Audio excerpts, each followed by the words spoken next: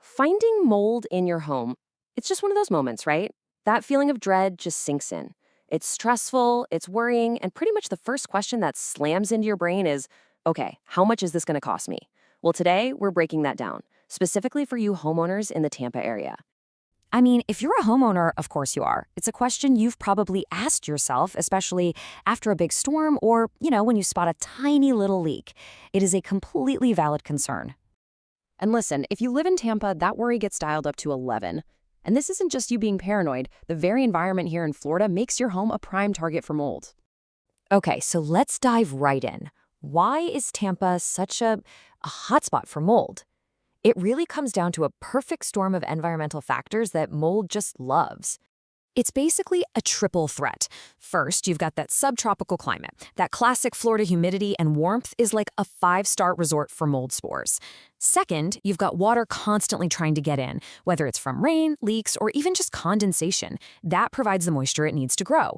And third, a lot of our homes are built with porous stuff like drywall and wood, which basically act like sponges, trapping that moisture and creating the perfect breeding ground. So, understanding the risk is one thing, but let's be real. What you really want to know is the cost. And the answer, well, it isn't as simple as a flat price per square foot. It's actually way more nuanced than that. And that's a totally fair question, right? You can get a standard price to paint a room, so why not for getting rid of mold? Well, it's because every single mold situation is completely unique. So your final bill is going to be a mashup of all these different factors. It's not just about how big that visible patch on the wall is, but how deep the problem really goes. Are we talking about a hard surface you can just clean, or porous drywall that has to be completely ripped out? And here's the big one. What's the underlying moisture problem? A simple leaky pipe is a whole different animal than, say, a foundation issue. Professionals have to factor all of this in when they build your quote. All right, so what exactly are you paying for? Well, you're paying for a systematic, professional process. This isn't about someone showing up to spray some bleach and call it a day. It's a methodical battle plan designed to make your home safe again. And that precision is absolutely key. A reputable company won't just wing it. They have a clear, step-by-step approach to make sure the problem is solved completely and doesn't just come right back. Now, what's really fascinating here is just how comprehensive this whole process is. They start with an inspection to figure out the full scope of the problem, and they often find hidden mold you'd never see yourself. Then, containment. This is so critical. They seal off the area so spores don't get kicked up and spread through your entire house. Then, they bring in these industrial-grade HEPA air filters to literally scrub the air clean. Only then do they actually get to the removal part. And finally, and this is maybe the most important step of all, they fix the source of the moisture. Because without that last step, you can bet that mold is coming back. So this brings us to the big question. We know the professional process is thorough, but what's the price tag? And can't you just save a bunch of money and do it yourself? Let's look at the financial reality. Okay, let's talk numbers.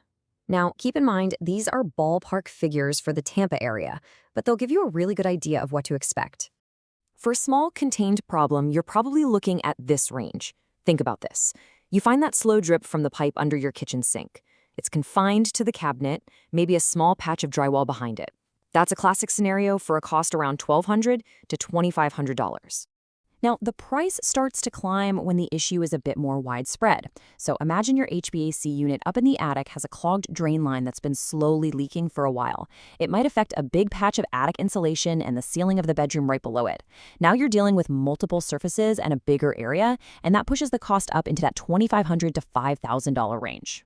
And then you've got the really severe cases. And this is where costs can easily start at $5,000 and just go up and up and up. We're talking about something major, like a pipe bursting inside a wall that went unnoticed for weeks. Now you have a serious infestation that needs large sections of drywall removed, insulation replaced, maybe even some wooden studs. This kind of extensive structural work is what drives that cost into the $9,000 plus territory. Yeah, I know. After seeing those numbers, the temptation to just run to the hardware store, grab a mask and some cleaner, it's strong.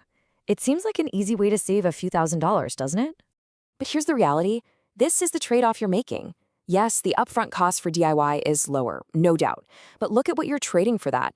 A high health risk from breathing in all those spores, a really strong chance you won't get it all, and absolutely zero guarantee that it won't just come roaring back. That professional cost, it buys you their expertise, their specialized gear like HEPA filters, proper safety protocols, and often a warranty that gives you actual peace of mind. Okay, so whether you've just dealt with this nightmare or you want to avoid it completely, the conversation has to shift to prevention. This is all about future-proofing your home against this stuff. You know, it's a simple truth. An ounce of prevention is worth a pound of cure. And in this case, it's worth literally thousands of dollars in remediation costs. And the best part is, prevention isn't rocket science. It's really just about being vigilant. Check those high-risk areas like attics and crawl spaces every so often. Use your exhaust fans, maybe get a dehumidifier to keep that humidity down. Fix any leak, I don't care how small it is, immediately.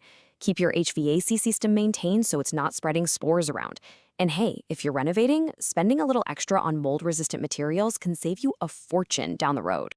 So as we wrap this up, let me leave you with this one thought. You've got locks on your doors for burglars and insurance for storms. You protect your home from the obvious threats, right?